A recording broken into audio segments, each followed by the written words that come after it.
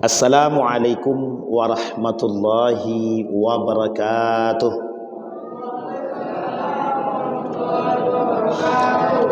Alhamdulillahi rabbil alamin. Wabihi nasta'inu ala umurid dunya waddin. Wassalatu wassalamu ala ashrafil anbiya'i wal mursalin wa ala alihi wa sahbihi ajma'in. Ya ayuhan nas ittaqu rabbakumul ladzi khalaqakum min nafsin wahidah wa khalaqa minha zawjaha wa batha minhuma rijalan katsiran wa nisaa'a wattaqullaha alladzi tasaaluna bihi wal arham innallaha kana 'alaikum raqiba.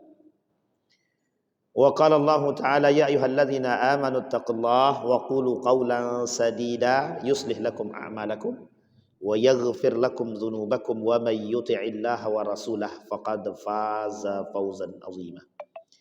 Puji syukur kehadirat Allah dengan mengucapkan alhamdulillah rabbil alamin, berselawat kepada Nabi dengan mengucapkan Allahumma salli ala Muhammad wa ala ali Muhammad fil alamin innaka Hamidum Majid.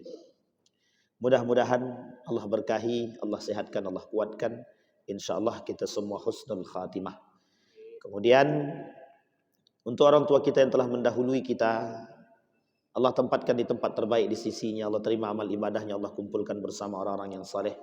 Dan untuk orang tua kita yang masih hidup, Allah sehatkan, Allah kuatkan, insyaallah husnul khatimah. Amin ya rabbal alamin.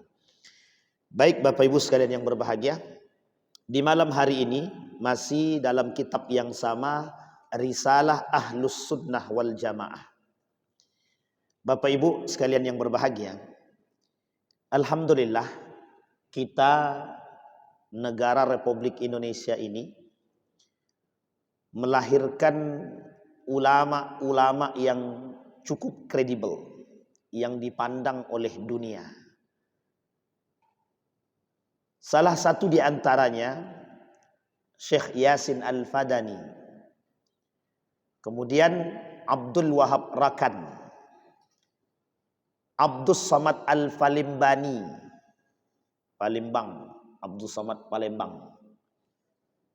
Kemudian banyak lagi para ulama-ulama kita yang mereka menghasilkan ulama-ulama juga, dan mereka menetap di sana, Pak.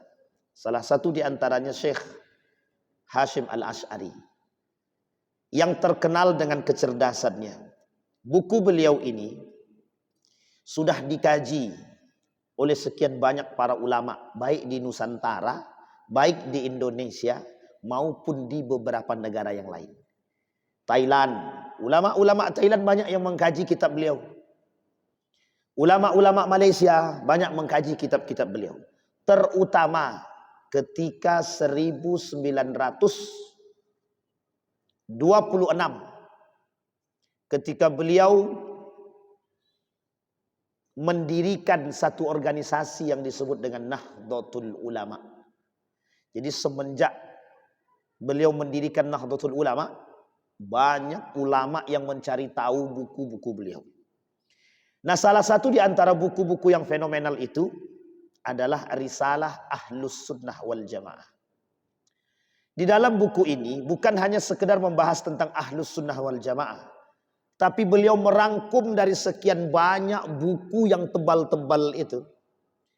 Beliau petik hadis-hadis tertentu yang dalam kacamata para pembaca hari ini, buku yang tipis ini terbukti secara fakta yang diambil daripada hadis-hadis baginda Nabi Muhammad SAW.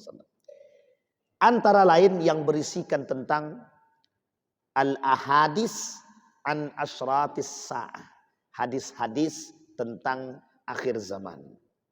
Beliau sampaikan di sini persoalan tumbuhnya aliran-aliran sesat di Jawa, beliau sampaikan di buku ini. Persoalan penyimpangan-penyimpangan beliau sampaikan dalam kitab ini. Kecil, tipis. Munculnya orang-orang yang berbicara yang sesuai dengan apa yang dikatakan Nabi, yuhadditsunakum ma antum lam tafhamuha wala abaukum.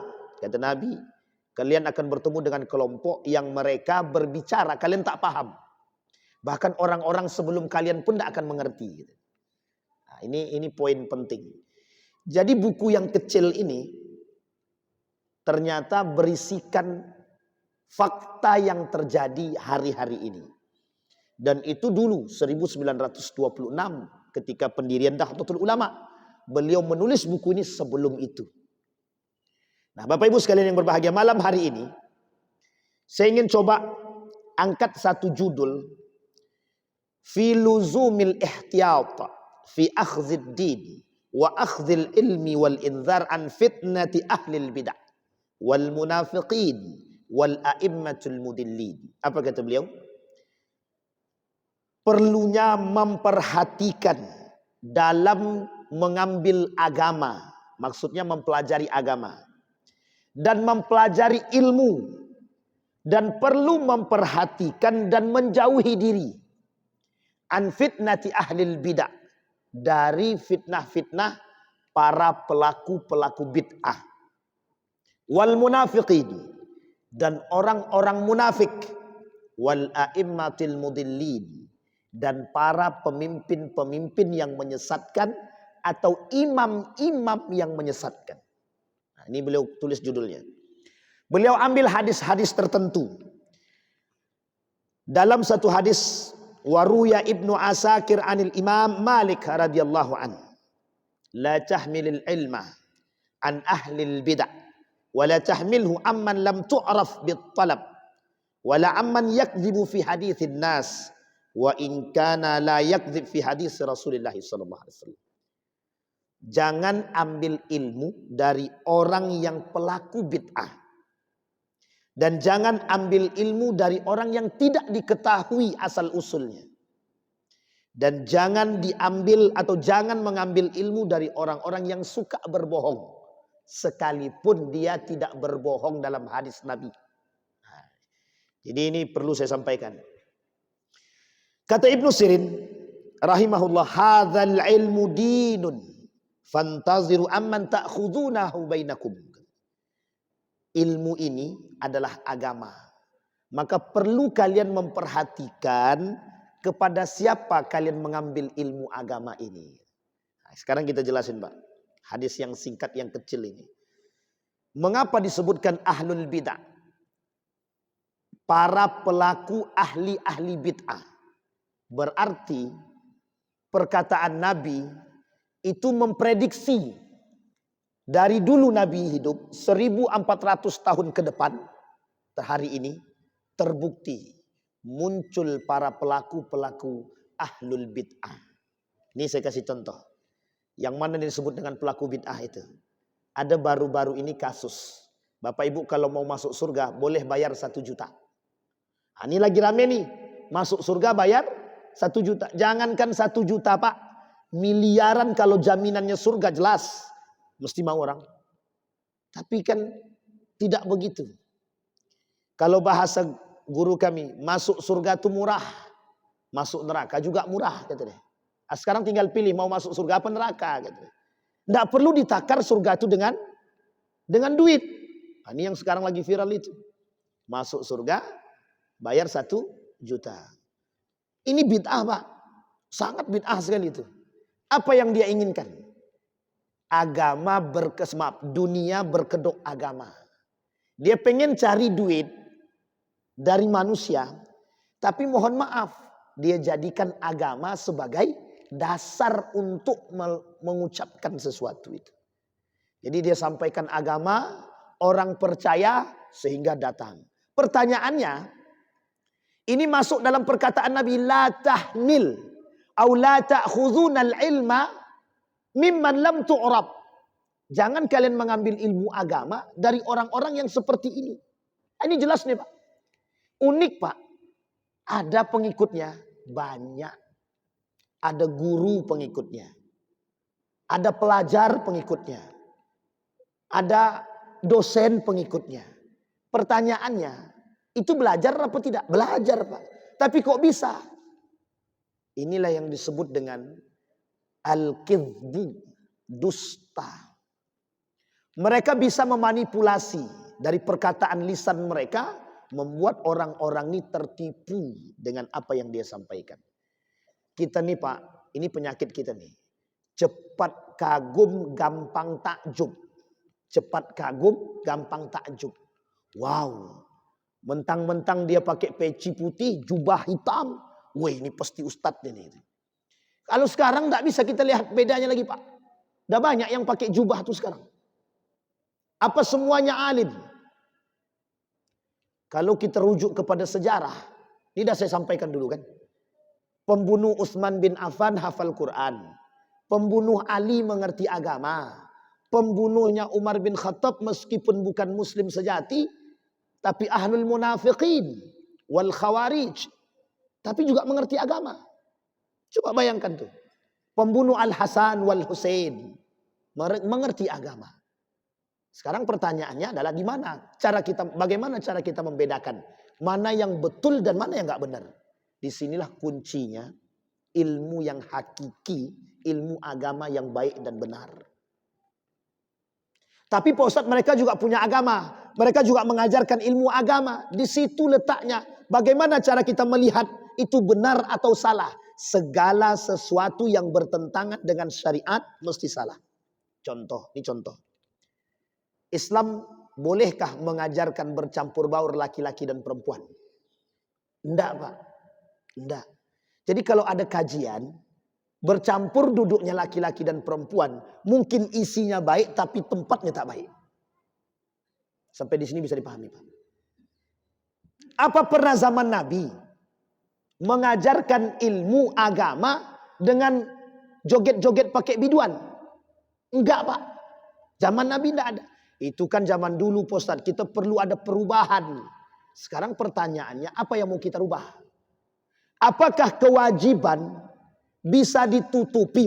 Apakah kewajiban itu bisa ditutupi dengan keharaman? Tak bisa, Pak. Yang wajib dan yang haram itu tidak bisa bercampur, Pak. Yang halal dan haram ini tidak bisa dicampur. Ini yang disebut dengan bid'ah. Artinya apa? Muncul orang-orang pelaku bid'ah hari ini menghalalkan yang haram demi tersebarnya Islam. Enggak pernah terjadi. Enggak pernah terjadi. Jadi jangan mencampur adukkan sesuatu yang bertentangan, itu mesti salah. Kalau kita melakukan apa kata Nabi di dalam riwayat yang lain itu? Mereka mengikuti yang diingkari, kalian mengerjakan yang diperintahkan, mereka mengerjakan yang diingkari. Dalam riwayat yang lain kata Nabi begini.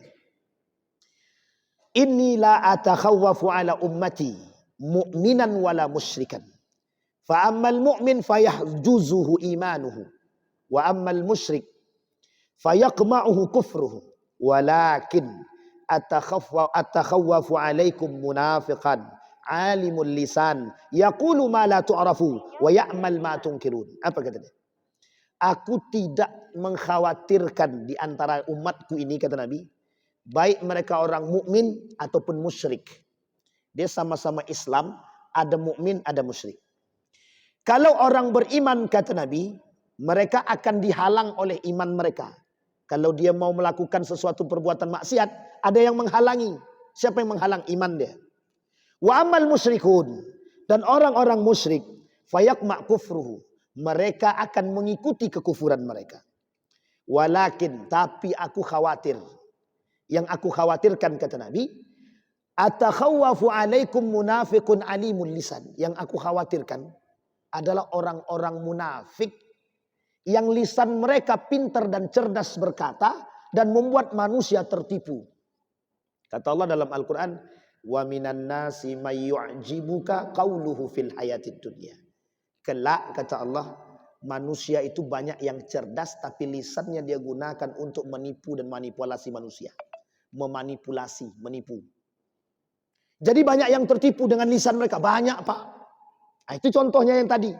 Lah kok bisa guru mengerti seolah-olah kok bisa surga ditakar dengan duit. Lah kok banyak pengikutnya. Logika kita berpikir. Ini penting juga kita gunakan logika kalau begitu. Kira-kira yang mengikuti itu lebih cerdas atau lebih tidak cerdas daripada yang diikuti?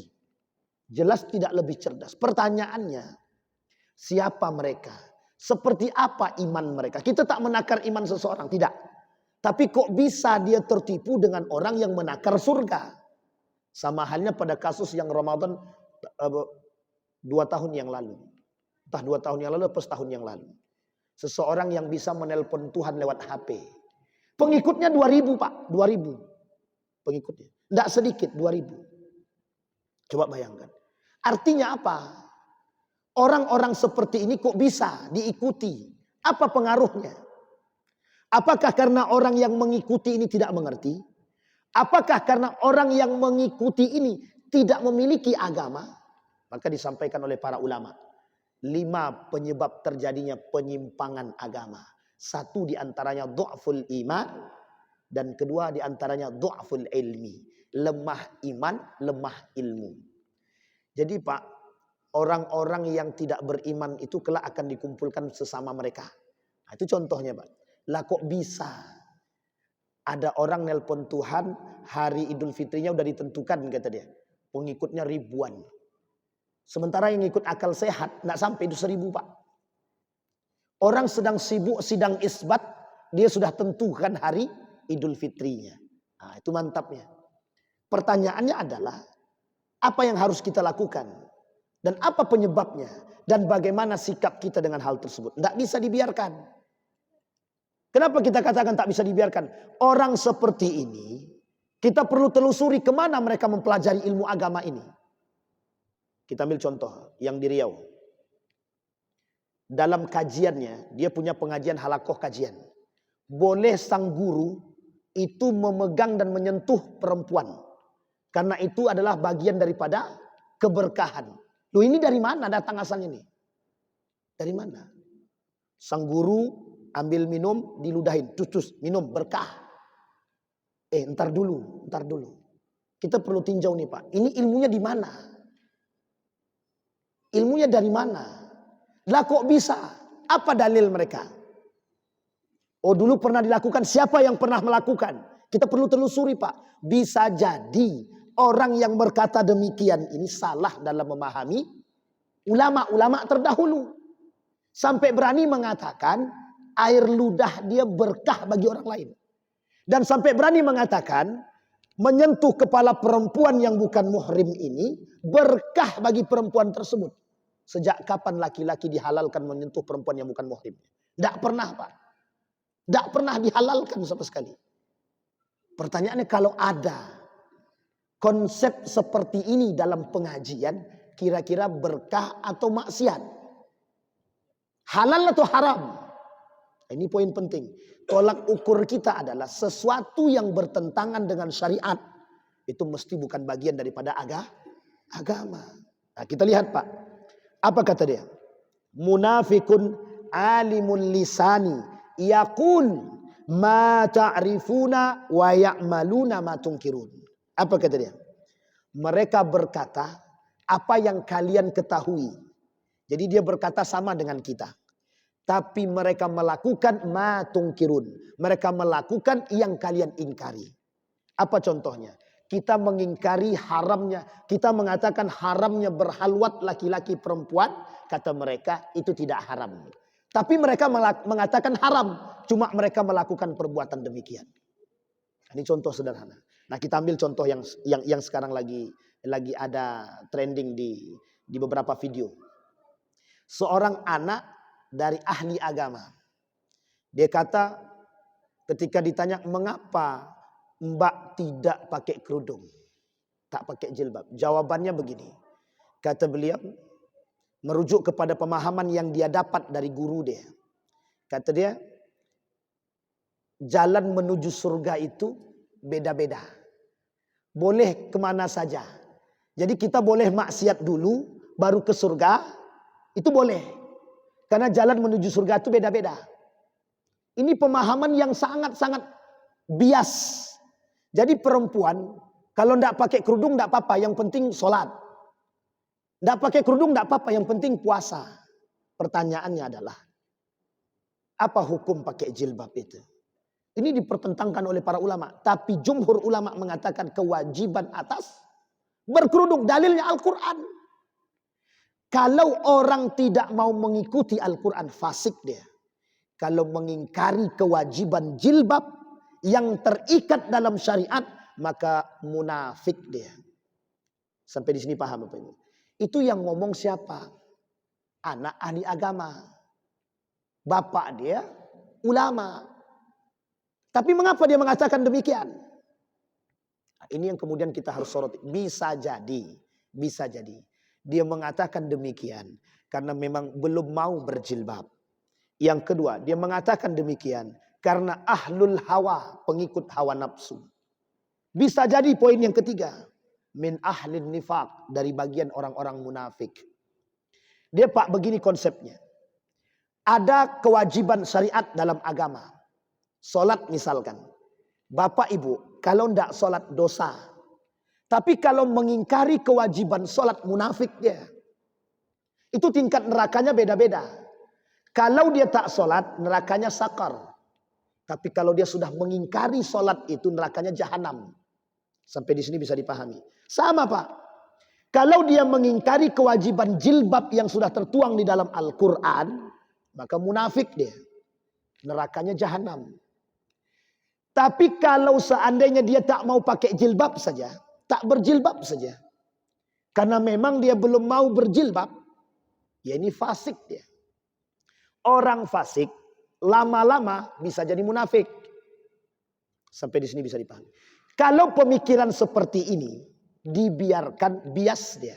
Sehingga para pengikut-pengikut dia akan mengatakan, tuh orang kami saja, fansnya kami saja tidak pakai jilbab.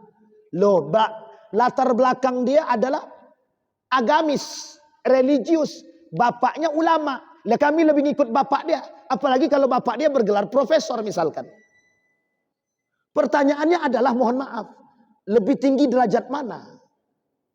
Gelar profesor kah? Atau pemahaman Al-Quran kah? Kadang-kadang, mohon maaf. Kadang-kadang kita tertipu dengan hal-hal sepele seperti ini.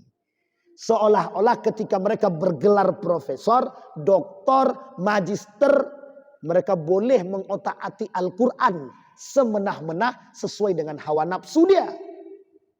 Tapi mohon maaf. Kalau betul itu yang mereka lakukan, maka haram hukumnya. Nah, ini contohnya Pak. Maka kenapa kita katakan ini bias? Karena gaya berpikir ini logis, bisa diterima. Dia kasih analogi, Pak mohon maaf. Agama jangan dianalogikan sesuai dengan kehendak manusia. Kadang bisa sama, kadang tidak sama. Dia analogikan begini. Jalan menuju surga itu begini, kata dia. 10, 5 tambah 5 itu kan 10. Tapi untuk menuju 10 itu tidak harus 5 tambah 5. Sampai sini paham ya? Tapi bisa jadi 9 tambah 1. Atau 8 tambah 2. Atau 7 tambah 3. Atau 1 tambah 9. Jadi jalan menuju 10 ini banyak. Tidak hanya 5 tambah 5. Sampai di sini paham? Ini analogi. Tapi analogi seperti ini tidak cocok ketika dianalogikan pada kewajiban yang tertuang dalam syariat. Apa maksudnya? Sekarang saya tanya Bapak Ibu. Orang tidak berjilbab dosa apa tidak? Dosa. Karena dia tidak menjalankan kewajiban. Sekarang pertanyaannya, apa hukum kewajiban dalam syariat? Apa hukum, bagaimana konsep kewajiban dalam syariat agama? Wajib kita lakukan. Wajib itu bagaimana? Kalau kita tidak lakukan kita berdosa. Kalau kita lakukan berpahala. Sama halnya dengan puasa. Artinya apa? Ketika dia tidak puasa dia berdosa. Tapi ketika dia sholat dia berpahala. Pahala sholat dia dapat. Pahala puasa dia tak dapat. Justru dia dapat dosa. Karena meninggalkan puasa. Sampai di sini bisa dipahami Pak. Ini gaya berpikirnya. Artinya. Kalau mohon maaf, istiqomah dia sampai akhir hayatnya dia tak berpuasa. Kira-kira dapat pahala enggak? Ia tidak akan dapat pahala. Justru dia mendapat dosa. Artinya, dosa yang dia buat ini, dosa yang dia buat ini, kan akan dipertimbangkan. Ia kalau sholat dia itu betul semua. Dan Allah terima. Mungkin masih bisa menutupi dosa-dosa puasa dia. Tapi kalau sholatnya saja tidak diterima, sudah ditambah dia tidak berpuasa, akhirnya makin banyak dosa dia. Sampai di sini paham? Sama halnya Pak. Kalau dia mengatakan, masuk surga itu banyak caranya, betul, banyak caranya. Tapi kalau dia meninggalkan kewajiban, mesti berdosa dia. Pertanyaannya adalah, apakah amal ibadah yang lain dia yakin diterima oleh Allah? Dan yakin benar akan perbuatannya? Kalau dia yakin akan kebenarannya, kita tunggu di penghisapan, Pak. Kalau Allah terima, Allah masukkan. Nanti Allah gandeng, Pak, dengan dosa dia. Misal dia tak pakai jilbab saja, dosanya cuma itu aja. Dia puasanya jalan, zakatnya jalan, sholatnya jalan. Pertanyaannya kan dilihat nih, sholatnya bagaimana, puasanya bagaimana, zakatnya bagaimana. Kira-kira 3 ibadah ini diterima nggak sama Allah? Oh, ternyata yang diterima cuma sholat, puasanya nggak diterima, zakatnya nggak diterima. Sementara dosa jilbab yang nggak pakai jilbab sudah dosa nih, sudah punya qot'an ini, Pak. Sudah mutlak dia berdosa karena dia tak berjilbab. Pertanyaannya kembali, bagaimana menutupi sementara pahala puasanya tak dapat, sementara puasa zakatnya nggak dapat, dia cuma dapat puasa sholat. Dihitung, Pak, dihitung. Ternyata setelah dihitung, sholatnya tidak mampu mengcover dosa jilbabnya. Sampai di sini bisa dipahami. Orang tak berjilbab tetap dosa, sekalipun dia sholat. Betul, sholatnya dihitung, tapi karena dia tak pakai jilbab, dia juga berdosa. Dosa jilbab sendiri, pahala sholat sendiri. Sampai di sini paham? Jadi satu-satu. Satu untuk pahala sholat, satu untuk dosa tidak berjilbab. Artinya imbang. Nanti tergantung ibadah-ibadah yang lain. Berarti Pak Ustadz, kalau seandainya semua ibadah kami nanti diterima, misalkan kami tidak berjilbab, tapi kami yakin semua amal ibadah kami diterima. Iya, kalau diterima. Inilah kenapa, karena kita tidak tahu masalah ibadah kita ini diterima oleh Allah atau tidak. Hasan Al-Basri, ini ulama tabi'in, ulama besar. Ulama besar saja yang ibadahnya tiap hari, yang kerjaannya mendekatkan diri kepada Allah saja, tidak yakin dia kalau ibadah dia diterima oleh Allah.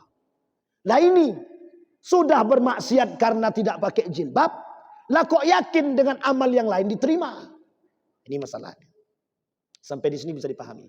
Nah, yang ingin kita bahas itu, yang ingin kita lihat, betapa mudahnya manusia hari ini meremehkan dosa-dosa seperti ini. Kita ambil contoh. Bahasanya sederhana. Nak, berjilbablah. Dijawab sama anaknya. Maaf Bu, hatiku belum bersih untuk berjilbab. Sekarang saya tanya Bapak Ibu, kapan hati manusia bersih secara mutlak? Kapan? Ibu-ibu, kapan hati ibu-ibu bisa bersih? Mutlak. Tidak akan pernah bersih. Sampai sini bisa dipahami, Pak. Jadi pertanyaannya, kalau kita nunggu hati kita bersih baru jilbab, kapan? Nunggu mati. Itu yang pertama. Yang kedua, lebih baik saya tidak berjilbab tapi lisan saya terjaga, daripada sholat, daripada berjilbab tapi lisannya tak terjaga. Sekarang saya tanya Bapak Ibu, lebih baik mana? Tidak pakai jilbab, lisannya terjaga. Pakai jilbab, lisannya tidak terjaga. Lebih baik mana? Tidak ada pilihan ketiga. Tidak ada pilihan ketiga. Cukup 2 pilihan itu. Nah, sekarang Bapak Ibu bisa jawab, pilih mana? Lebih baik tidak pakai jilbab tapi lisan terjaga, daripada pakai jilbab, lisan tidak terjaga. Mana ibu-ibu yang pakai jilbab? Kira-kira baik mana? Baik nomor 1 atau nomor 2? Sama halnya begini. Sholat ke masjid. Bapak-bapak sering ke masjid. Lebih baik tidak sholat di masjid tapi akhlaknya bagus, daripada sholat di masjid akhlaknya bobrok. Sekarang pertanyaannya, lebih baik mana? Sholat di masjid akhlaknya tak benar, tapi tidak sholat di masjid tapi akhlaknya benar. Pilih yang mana? Bingung semua? Nah, coba bayangkan. Ini gaya berfikirnya Pak yang ingin kita maksud. Yang hari ini kita temukan di tengah umat manusia, itu dia. Seolah-olah perbandingan ini benar, tapi salah kaprah. Yang benar itu berjilbab, lisan terjaga. Sholat, akhlak baik. Tapi kalau harus memilih, lebih baik dia sholat ke masjid. Karena kata Nabi, kelak sholat dia akan merubah aktivitas-aktivitas yang buruk dia. Kalau boleh memilih, lebih baik pakai jilbab. Kenapa demikian? Karena kelak lisan-lisan yang tidak terjaga ini akan bisa dijaga, akan bisa berubah ketika dia menjadikan jilbab ini sebagai sandaran dia. Kita ambil contoh, Pak. Yang penting saya sholat dulu. Meski kelak akhlak saya bisa berubah. Itu yang dianjurkan, Pak. Tidak apa-apa, tidak sholat, yang penting akhlak baik. Itu salah, Pak. Salah kaprah. Jadi seolah-olah selama ini yang dibuat itu betul. Kita dihadapkan dengan perbandingan seperti ini di tengah masyarakat. Akhirnya kita membanding-bandingkan. Lebih baik dia tidak pakai jilbab, Pak Ustaz. Tapi lisan dia terjaga. Ini sudah pakai jilbab, tapi lisannya nggak benar. Sehingga yang seperti ini yang kita dapat di kalangan masyarakat. Kau ini pakai jilbab, tapi mulutku minta ampun. Yang dijadikan sandaran cuma satu orang. Yang kena semuanya, Pak. Padahal masih banyak yang tidak pakai jilbab, tapi lebih parah lisannya. Itu masih banyak. Kenapa demikian? Karena satu saat nanti orang yang berjilbab ini, Pak, pasti akan menjadikan jilbabnya itu standar dan latar hukum agar dia tak melakukan perbuatan. Malu dia, aku kan sudah berjilbab, kok lisanku masih tak baik. Akhirnya dia meredahkan sendiri, Pak. Ini kebaikannya, Pak. Jadi jangan dikira orang jilbab yang dipakai, sholat yang dilakukan tak mampu meredam perbuatan buruknya. Mampu, Pak. Kebaikan yang kita lakukan meskipun satu akan bisa meredam kemaksiatan-kemaksiatan yang lain. Sampai di sini bisa dipahami, Pak ya. Tapi kalau kemaksiatan yang kita lakukan, maksiat tidak akan mungkin, Pak. Tidak akan mungkin kemaksiatan yang kita lakukan mengantarkan kita kepada ketaatan. Itu tidak mungkin. Ketaatan yang kita buat akan meredam kemaksiatan. Tapi kemaksiatan yang kita lakukan tidak akan mungkin meredam atau tidak akan mungkin mengantarkan kita kepada ketaatan. Lo gimana logikanya orang taat? Dia semakin maksiat dia semakin taat kepada Allah. Di mana letak logikanya? Semakin bermaksiat ya, semakin dia minum khamar, Ustaz, semakin dia ingat Allah. Nah, kalau mau begitu enak juga. Tapi di mana letaknya gitu? Sampai di sini bisa dipahami, Pak ya. Ini kondisi. Kata Nabi, akhir zaman isinya begitu manusianya. Di akhir zaman itu manusia mengisi zaman itu ya begitu, kata Nabi. Kita lihat dalam hadis yang lain. Apa kata Nabi? Inna fil bahri syayatina masjuna awthaqaha Sulaimani bin Daud yushiku an takhruja fataqra'a 'alan nasi Qur'anan. Nih kalimatnya sederhana tapi maknanya bagus. Qala Imam An-Nawawi rahimahullahu taala, maknahu an taqra' syai'an laisa biqur'anin wa yaqulu innahu Qur'an la taghrabuhu awamun nas.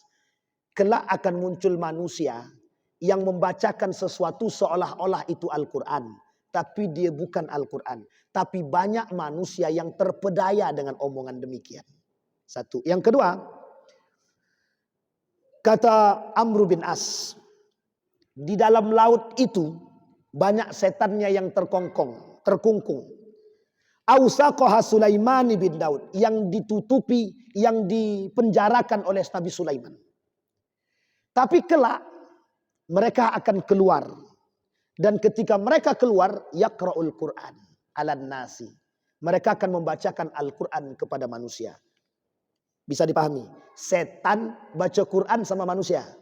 Ini tidak ada kaitannya dengan jin muslim ya. Setan membacakan Quran kepada manusia. Ini pengibaratan begini. Ibaratnya begini. Maksiat mengantarkan kepada ketaatan. Itu tidak mungkin. Sehingga mohon maaf. Ada orang yang melakukan kemaksiatan. Dia katakan kemaksiatan yang kami buat ini akan mendapatkan pahala di sisi Allah. Itulah bahasa logikanya. Apakah mungkin kemaksiatan mengantarkan ketaatan? Sampai di sini bisa dipahami Pak ya. Maka mohon maaf. Syaiton itu.